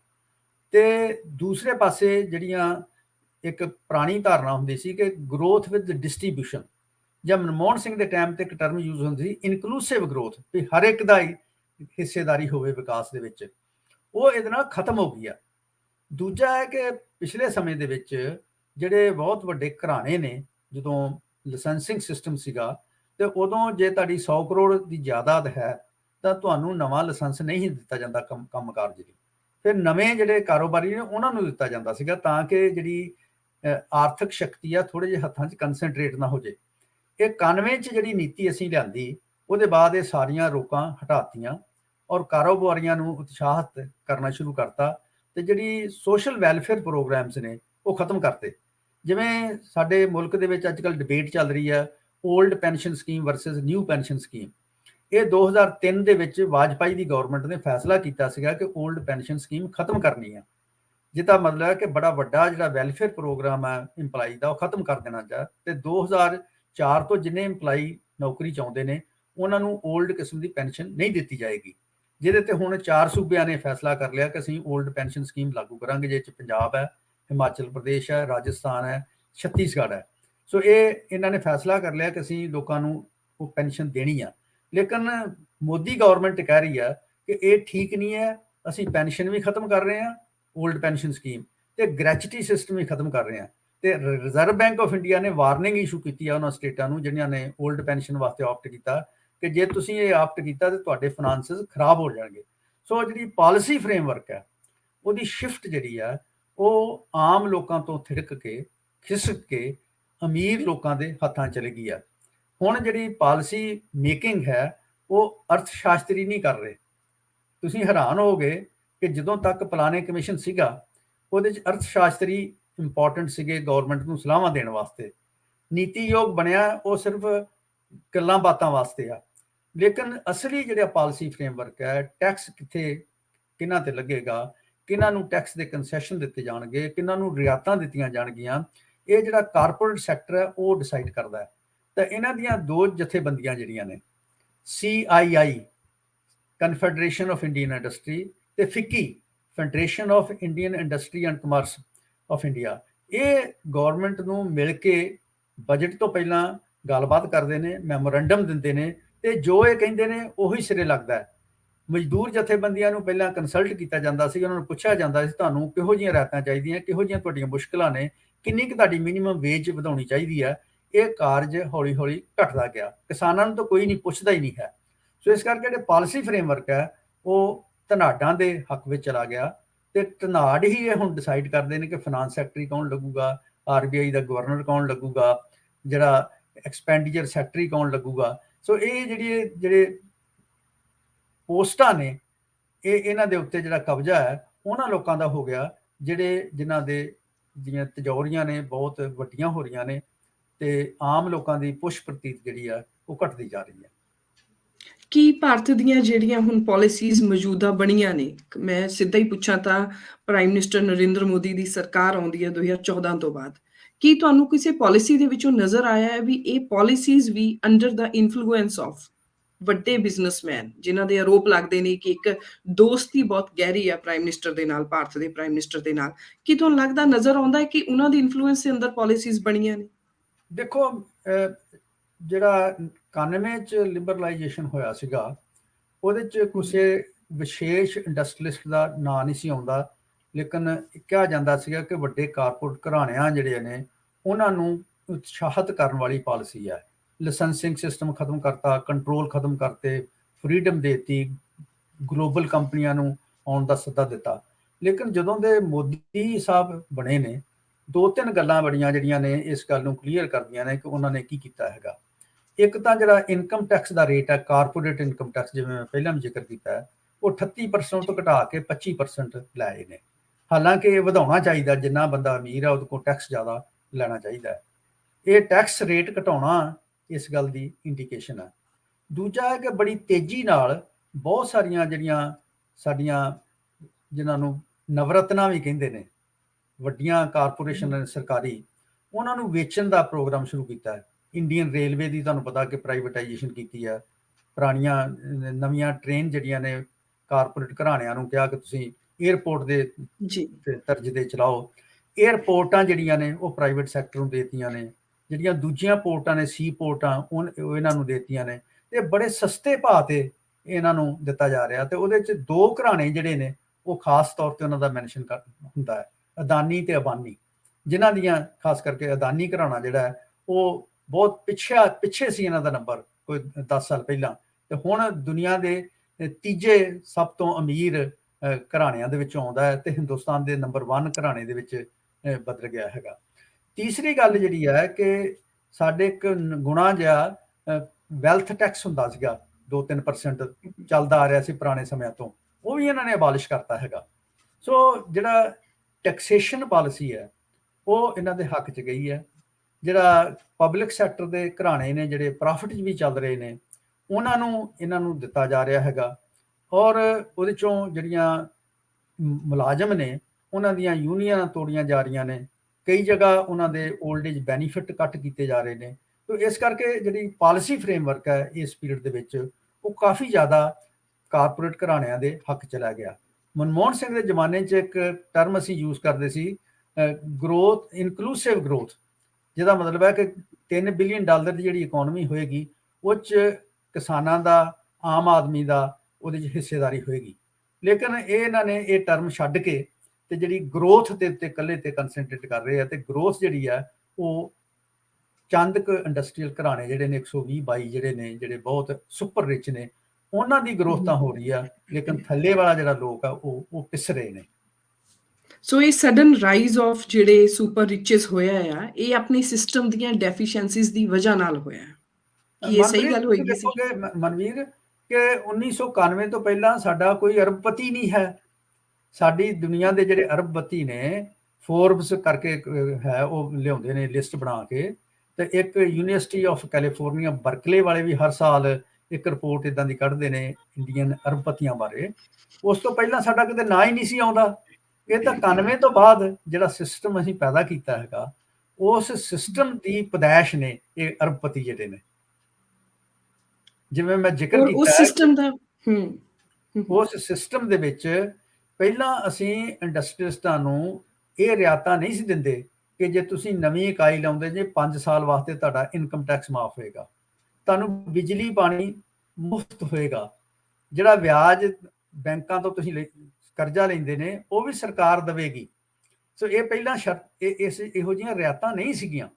ਇਹ ਰਿਆਇਤਾਂ ਅਸੀਂ ਹੌਲੀ ਹੌਲੀ ਸ਼ੁਰੂ ਕਰਦੇ ਵਧਾ ਲੀਆਂ, ਤੇ ਜਿਹੜੇ ਵਰਕਿੰਗ ਕਲਾਸ ਦੇ ਜਿਹੜੇ ਬੈਨੀਫਿਟਸ ਨੇ ਉਹਨਾਂ ਤੇ ਕੱਟ ਲਾਉਂਦੇ ਜਾ ਰਹੇ ਆ। ਜਿਵੇਂ ਮੈਂ ਤੁਹਾਡੇ ਕੋਲ ਮੈਂ ਮਾਫੀ ਚਾਹੁੰਦੀ ਹਾਂ, ਮੈਂ ਇਸ ਗੱਲ ਨੂੰ ਦੁਬਾਰਾ ਆਪਾਂ ਸ਼ੁਰੂ ਕਰਾਂਗੇ। ਮੈਂ ਇੱਕ ਵਾਰੀ ਤੁਹਾਡੇ ਕੋਲ ਇੱਕ ਇੰਪੋਰਟੈਂਟ ਸਵਾਲ ਕੇ ਵੀ ਲੈ ਕੇ ਆਉਣਾ ਚਾਹੁੰਦੀ, ਕਿਤੇ ਆਪਣਾ ਪਿੱਛੇ ਨਾ ਰਹਿ ਜਾਏ, ਵੈਲਥ ਟੈਕਸ ਵਾਲਾ। ਪਹਿਲੀ ਗੱਲ ਤਾਂ ਇਹ ਸੁੱਚਾ ਸਿੰਘ ਗਿੱਲ ਸਾਹਿਬ, ਕੀ ਭਾਰਤ ਜਿਹੜਾ ਦੁਨੀਆ ਦਾ ਤੀਸਰੀ ਵੱਡੀ ਇਕੋਨਮੀ ਬਾਈ 2030 ਔਰ ਮੇਬੀ 2035 ਤੱਕ ਬਣਨਾ ਚਾਹੁੰਦਾ ਆ, ਕੀ ਉਹ ਟਾਪ 1% ਦੇ ਨਾਲ ਬਣ ਸਕਦਾ ਤੇ 99% ਨੂੰ ਪਿੱਛੇ ਛੱਡ ਦੇਗਾ? 99% ਜਿਹੜਾ ਹਿੱਸਾ ਹੈ ਆਬਾਦੀ ਦਾ ਉਹ ਸਿਰਫ ਟੈਕਸ ਭਰਦਾ ਰਹੇਗਾ ਤੇ Bharat multi trillion dollar economy ਬਣ ਜਾਏਗਾ। ਕੀ ਇਹ ਪੋਸੀਬਲ ਹੈਗਾ ਆ? ਔਰ ਨਾਲ ਹੀ ਤੁਸੀਂ ਪਲੀਜ਼ ਇਸ ਗੱਲ ਤੇ ਵੈਲਥ ਟੈਕਸ ਦੇ ਉੱਤੇ ਥੋੜਾ ਜਿਹਾ ਨਾਲ ਜ਼ਰੂਰ ਦੱਸੋ ਕਿ ਕੀ ਵੈਲਥ ਟੈਕਸ ਲੱਗਣਾ ਚਾਹੀਦਾ ਹੈ? ਕੀ ਏਦਾਂ ਦੇ ਦੇਸ਼ ਹੈਗੇ ਆ ਜਿੱਥੇ ਆਮਦਨ ਤੋਂ ਵੱਧ ਜਿਹੜੇ ਕਾਰਪੋਰੇਟ ਘਰਾਣੇ ਨੇ ਜਾਂ ਵੱਡੇ ਵੈਲਦੀ ਪਰਿਵਾਰ ਨੇ ਉਹਨਾਂ ਤੇ ਉਹ ਟੈਕਸ ਲੱਗਦਾ ਪਿਆ ਹੈ ਕਿ ਨਹੀਂ? ਪਹਿਲਾਂ ਮੈਂ ਲਾਸਟ ਵੈਲਥ ਟੈਕਸ ਤੋਂ ਸ਼ੁਰੂ ਕਰਦੇ ਹਾਂ ਕਿ ਵੈਲਥ ਟੈਕਸ ਜਿਹੜਾ ਹੈ ਕਿ ਇਹ ਤੁਹਾਡੀ ਇਨਕਮ ਟੈਕਸ ਤੋਂ, ਕਾਰਪੋਰੇਟ ਇਨਕਮ ਟੈਕਸ ਤੋਂ ਇਲਾਵਾ ਵੈਲਥ ਦੇ ਉੱਤੇ ਟੈਕਸ ਲੱਗਦਾ। ਤੁਹਾਡੀ ਵੈਲਥ ਕਿੰਨੀ ਹੈ, ਤੁਹਾਡੇ ਕਾਰਖਾਨੇ ਕਿੰਨੇ ਨੇ, ਉਹਨਾਂ ਦੀ ਵਰਥ ਕਿੰਨੀ ਆ, ਕਿ ਉਹ ਜੇ 4-5% ਲੱਗਦਾ ਹੋਵੇ ਹਰ ਸਾਲ ਤੇ ਉਹਦੇ ਤੋਂ ਕਾਫੀ ਟੈਕਸ ਇਕੱਠਾ ਹੋ ਸਕਦਾ ਹੈ ਤੇ ਉਹ ਗਵਰਨਮੈਂਟ ਖਰਚ ਕਰ ਸਕਦੀ ਹੈ। ਤੇ ਇਹਦੇ ਨਾਲ ਕਈਆਂ ਮੁਲਕਾਂ ਦੇ ਵਿੱਚ, ਅਮਰੀਕਾ 'ਚ ਖਾਸ ਕਰਕੇ ਜਾਂ ਕੈਨੇਡਾ ਦੇ ਵਿੱਚ ਇਨਹੈਰੀਟੈਂਸ ਟੈਕਸ ਵੀ ਆ, ਕਿ ਜੇ ਤੁਸੀਂ 1 ਬਿਲੀਅਨ ਦੀ ਜਾਇਦਾਦ ਇਨਹੈਰਿਟ ਕਰਦੇ ਜੇ ਤਾਂ ਉੱਤੇ ਟੈਕਸ ਸਰਕਾਰ ਲੈਂਦੀ ਆ। ਸਾਡੇ ਮੁਲਕ 'ਚ ਇਨਹੈਰੀਟੈਂਸ ਟੈਕਸ ਹੈ ਨਹੀਂ। ਸੋ ਇੱਕ ਜਿਹੜੇ ਐਡਵਾਂਸਡ ਮੁਲਕ ਨੇ ਉਹਨਾਂ ਦੇ ਵਿੱਚ ਇਨਹੈਰੀਟੈਂਸ ਟੈਕਸ ਵੀ ਹੈਗਾ ਤੇ ਵੈਲਥ ਟੈਕਸ ਵੀ ਹੈਗਾ, ਤੇ ਸਾਡੇ ਮੁਲਕ ਦੇ ਵਿੱਚ ਨਾ ਵੈਲਥ ਟੈਕਸ ਹੈ ਨਾ ਇਨਹੈਰੀਟੈਂਸ ਟੈਕਸ ਹੈ। ਤੇ ਇਹ ਇੱਕ ਕਾਰਨ ਹੈ ਜਿਹਦੇ ਕਰਕੇ ਇਨਇਕੁਐਲਿਟੀ ਜਨਰੇਟ ਹੁੰਦੀ ਹੈ। ਤੁਹਾਨੂੰ ਪਤਾ ਹੋਣਾ ਕਿ ਜਿਹੜੀ ਆਮਦਨ ਦਾ ਸਾਧਨ ਹੈ, 2 ਸੋਰਸ ਨੇ ਆਮਦਨ ਦੇ। ਇੱਕ ਤਾਂ ਤੁਹਾਡੀ ਲੇਬਰ ਤੋਂ, ਤੁਹਾਡੀ ਲਿਆਕਤ ਤੋਂ ਤੁਹਾਨੂੰ ਆਮਦਨ ਮਿਲਦੀ ਹੈ, ਜਿਹਨੂੰ ਤਨਖਾਹ ਜਾਂ ਉਜਰਤ ਕਹਿੰਦੇ ਆ। ਦੂਜੀ ਆਮਦਨ ਤੁਹਾਡੀ ਪ੍ਰਾਪਰਟੀ ਤੋਂ ਆਉਂਦੀ ਹੈ। ਤੇ ਵੱਡਾ ਹਿੱਸਾ ਜਿਹੜਾ ਆਮਦਨ ਦਾ ਸੁਸਾਇਟੀ ਦੇ ਵਿੱਚ ਅੱਜ ਕੱਲ੍ਹ ਉਹ ਵੈਲਥ ਤੋਂ ਆ ਰਿਹਾ। ਜਿਨ੍ਹਾਂ ਕੋਲ ਵੈਲਥ ਜ਼ਿਆਦਾ ਹੈ ਉਹਨਾਂ ਦੀ ਆਮਦਨ ਜਿਹੜੀ ਆ ਉਹ ਭਾਵੇਂ ਨੌਕਰੀ ਕਰਨ ਜਾਂ ਨਾ ਕਰਨ ਜਾਂ ਉਜਰਤ ਦੇ ਵਾਸਤੇ ਕੰਮ ਕਰਨ ਜਾਂ ਨਾ, ਉਹ ਤਾਂ ਬੱਚੀ ਆਮਦਨ ਆਉਂਦੀ ਰਹਿੰਦੀ ਹੈ। ਸੋ ਜੇ ਵੈਲਥ ਦੇ ਵਿੱਚ ਇਨਇਕੁਐਲਿਟੀ ਜ਼ਿਆਦਾ ਆਉਂਦੀ ਰਹੇ ਤਾਂ ਇਨਇਕੁਐਲਿਟੀ ਵੱਧ ਜਾਂਦੀ ਹੈ। ਸੋ ਸਾਡੇ ਮੁਲਕ ਦੇ ਵਿੱਚ ਅਸੀਂ ਕੀ ਕੀਤਾ ਕਿ ਵੈਲਥ ਟੈਕਸ ਖਤਮ ਕਰਤਾ, ਇਨਹੈਰੀਟੈਂਸ ਟੈਕਸ ਲਾਇਆ ਨਹੀਂ ਹੈ, ਤੇ ਇਸ ਕਰਕੇ ਇਨਸੈਂਟਿਵ ਦੇਣ ਲੱਗੇ ਅਮੀਰਾਂ ਨੂੰ, ਤੇ ਉਹਦੇ ਨਾਲ ਉਹਨਾਂ ਦੀ ਵੈਲਥ ਤੇ ਵਧਣ ਲੱਗ ਗਈ, ਤੇ ਲੇਕਿਨ ਗਰੀਬ ਬੰਦੇ ਤੇ ਅਸਰ ਹੋ ਗਿਆ। ਜਿਹੜਾ ਦੂਜਾ ਸਵਾਲ ਹੈ ਤੁਹਾਡਾ ਕਿ ਕੀ ਹਿੰਦੁਸਤਾਨ ਇਹਦੇ ਨਾਲ ਗ੍ਰੇਟ ਬਣ ਜਾਏਗਾ, ਜੇ ਤੁਸੀਂ ਐਡਵਾਂਸਡ ਮੁਲਕ ਜਿਹੜੇ ਨੇ, ਅਮਰੀਕਾ ਹੈ, ਯੂਰਪ ਹੈ, ਬਰਤਾਨੀਆ ਹੈ, ਇਹਨਾਂ ਦੀ ਆਰਥਿਕ ਇਤਿਹਾਸ ਪੜ੍ਹੀਏ ਤਾਂ ਇਹ ਗ੍ਰੇਟ ਕਿਵੇਂ ਬਣੇ? ਇਹ ਗ੍ਰੇਟ ਇਸ ਕਰਕੇ ਬਣੇ ਕਿ ਇਹਨਾਂ ਨੇ ਮਿਡਲ ਕਲਾਸ, ਵੱਡੇ ਗਿਣਤੀ ਵਿੱਚ ਲੋਕਾਂ ਨੂੰ ਮਿਡਲ ਕਲਾਸ 'ਚ ਲਿਆਂਦਾ। 70-80% ਲੋਕਾਂ ਨੂੰ ਉਹਨਾਂ ਨੇ ਮਿਡਲ ਕਲਾਸ 'ਚ ਲਿਆਂਦਾ। ਕਿਸ ਤਰ੍ਹਾਂ ਲਿਆਂਦਾ? ਉਹਨਾਂ ਨੂੰ ਹਰ ਬੰਦੇ ਨੂੰ ਐਜੂਕੇਸ਼ਨ ਦਿੱਤੀ, ਹਰ ਬੰਦੇ ਨੂੰ ਜਿਹੜੀ ਆ ਸਿਹਤ ਸਹੂਲਤਾਂ ਦਿੱਤੀਆਂ, ਘਰ ਬਣਾ ਕੇ ਦਿੱਤੇ। ਇਹ ਅਮਰੀਕਾ ਦੀ ਗੱਲ ਕਰ ਰਹੇ ਹਾਂ। ਔਰ ਉਸ ਤੋਂ ਬਾਅਦ ਉਹਨਾਂ ਦੇ ਘਰਾਂ 'ਚ ਸੁੱਖ ਸਹੂਲਤਾਂ ਉੱਤੇ ਗੈਸ ਸਪਲਾਈ ਕੀਤੀ, ਬਿਜਲੀ ਸਪਲਾਈ ਕੀਤੀ, ਟਰਾਂਸਪੋਰਟ ਦਾ ਇੰਤਜ਼ਾਮ ਕੀਤਾ, ਤਾਂ ਕਿ ਔਰਤ ਮਰਦ ਕੰਮ ਕਰ ਸਕਣ ਔਰ ਉਹ ਅੱਛੀ ਜ਼ਿੰਦਗੀ ਜੀ ਸਕਣ। ਸੋ ਜਿਹੜੀ ਗ੍ਰੇਟਨੈਸ ਹੈ ਉਹ ਇਸ ਗੱਲ ਤੇ ਨਹੀਂ ਆਉਂਦੇ ਕਿ ਤੁਹਾਡੇ ਕੋਲ ਬਿਲੀਨੀਅਰ ਕਿੰਨੇ ਨੇ। ਗ੍ਰੇਟਨੈਸ ਇਸ ਗੱਲ ਤੋਂ ਆਉਂਦੀ ਹੈ ਕਿ ਤੁਹਾਡੇ ਆਮ ਲੋਕ ਜਿਹੜੇ ਨੇ, ਉਹ ਕਿੰਨੇ ਲੋਕ ਸੁੱਖ ਸਹੂਲਤ ਦੀ ਚੰਗੀ ਜ਼ਿੰਦਗੀ ਬਤੀਤ ਕਰ ਰਹੇ ਨੇ, ਔਰ ਉਹਨਾਂ ਕੋਲ ਆਮਦਨ ਦਾ ਕਿੰਨਾ ਵੱਡਾ ਸ਼ੇਅਰ ਆ ਰਿਹਾ ਹੈਗਾ। ਜੇ ਥੋੜਾ ਜਿਹਾ ਸ਼ੇਅਰ ਉਹਨਾਂ ਕੋਲ ਜਾਂਦਾ ਹੈ ਤਾਂ ਇਹਦੇ ਨਾਲ ਬਹੁਤਾ ਫਰਕ ਨਹੀਂ ਪੈਂਦਾ, ਕਿਉਂਕਿ ਉਹ ਜਿਹੜੇ ਮਿਡਲ ਕਲਾਸ ਹੈ ਉਹ ਖਰਚਦੇ ਨੇ ਬਹੁਤ ਪੈਸਾ। ਜਿਹੜਾ ਮਿਡਲ ਕਲਾਸ ਦਾ ਬੰਦਾ ਹੈ ਉਹ ਘਰ ਵੀ ਬਣਾਊਗਾ, ਕਾਰ ਵੀ ਖਰੀਦੂਗਾ, ਹੋਰ ਸਹੂਲਤਾਂ ਵੀ ਲਊਗਾ, ਤਾਂ ਉਹਨਾਂ ਡਿਮਾਂਡ ਵੱਧਦੀ ਹੈ ਤੇ ਇਕਨੋਮੀ ਵੱਡੀ ਹੋ ਜਾਂਦੀ ਹੈ ਉਹਦੇ ਨਾਲ।